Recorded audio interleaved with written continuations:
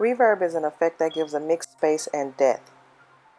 Reverb or reverberation is what we hear when multiple reflections of a sound source build up and decay in a space. A natural reverb is created by a physical space, like a room, a concert hall, or a hallway.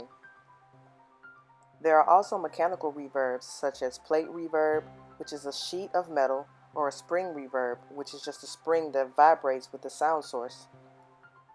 The most modern types of reverbs are digital reverbs that use algorithms or convolution to create an artificial space. Digital reverbs can be a hardware unit or plug-in like Space Designer in Logic. Digital reverbs can have their own unique space, and they can also model physical and mechanical reverbs. So let's open up a Space Designer and Reverb in Logic. So here I've opened up Space Designer. Since we've already set up a send and a return from our lead vocal, let's scroll over, and on our reverb channel we can insert a Space Designer plugin.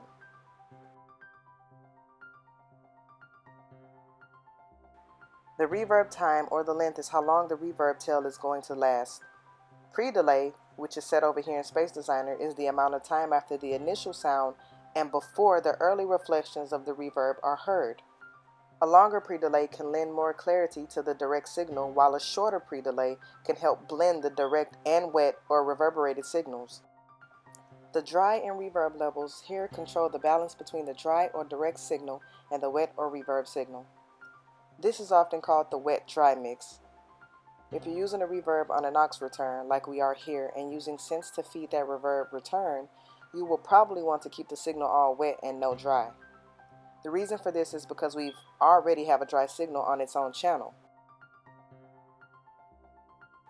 Here we can click the EQ button and we have the EQ within a reverb. This can be really helpful in shaping the reverb sound. For example, if we really like the sound of a reverb, but it has little to too much buildup or muddiness in one area, we can use the built-in EQ to control the shape of the reverb instead of using a separate EQ plugin after the reverb plugin.